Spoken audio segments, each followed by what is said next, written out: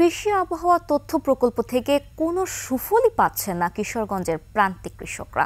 কৃষিভিত্তিক আবহাওয়ার নানা তথ্য বোর্ডে হালনাগাদ করার কথা থাকলেও অযত্নে পড়ে থেকে নষ্ট হয়ে গেছে এর যন্ত্রপাতি। এ বিষয়ে জানতে চাইলে যন্ত্রপাতি চুরি যাওয়া সহ নানা অজুহাত দেখান কৃষি কর্মকর্তারা।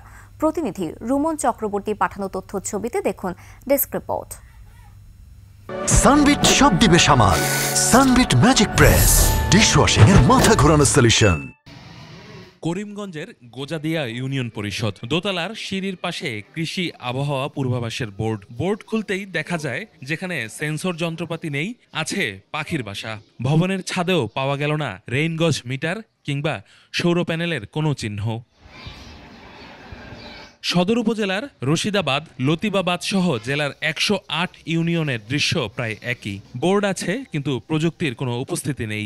অথচ এই বোর্ডগুলোতে বৃষ্টিপাতের পরিমাণ, তাপমাত্রা, আর্দ্রতা, বায়ু প্রবাহ, ঝড়ের পূর্বাভাস সহ ১০ ধরনের আগাম আবহাওয়ার তথ্য জানানোর কথা ছিল। এই বোর্ড তো আমরা কোনো দিন কেউ জানাইছে না, কৃষি অফিস জানাইছে না, কোনো কিছু না।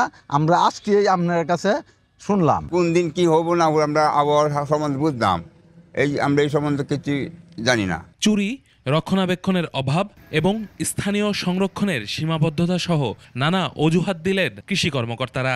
ডিজিটাল রেইন গজগুলো আসলে আমাদের ম্যাক্সিমাম জায়গায় চুরি হয়ে যাওয়ার কারণে, এবং আমাদেরকে যে ট্যাবগুলো দেওয়া হয়েছিল, ট্যাবের সাথে যন্ত্রের যে সংযোগটা, এটাও আমাদের উপসহকারী কৃষি কর্মকর্তারা অনেক ক্ষেত্রেই ট্রেন্ড আপ না হওয়ার কারণে সংযোগ ঘটাইতে পারে নাই। হঠাৎ করে একদিন চুরি হয়ে যায়, আমি কর্তৃপক্ষের কাছে আমরা জানাইছি, আমরা কোনো আইনি পদক্ষেপ নিই। বিভিন্ন কারণে বা অবহেলাজনিত কারণে এটা কার্যক্রমটা স্থগিত আছে, এটা কাজটা চলমান না। জেলা কৃষি সম্প্রসারণ অধিদপ্তর জানায় বোর্ডগুলো সচল করতে ঊর্ধ্বতন কর্তৃপক্ষকে চিঠি পাঠানো হয়েছে। সরকারি সম্পদ চুরি হয়ে গেলে অবশ্যই আইনানুগ ব্যবস্থা নিয়ে সেটি মামলার আওতায় আনার কথা।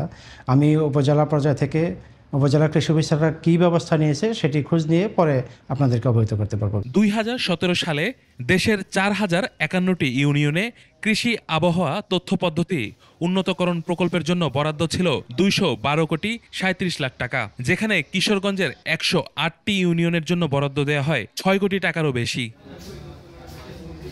ইউসুফ হাসান নাইম, ২১ টেলিভিশন।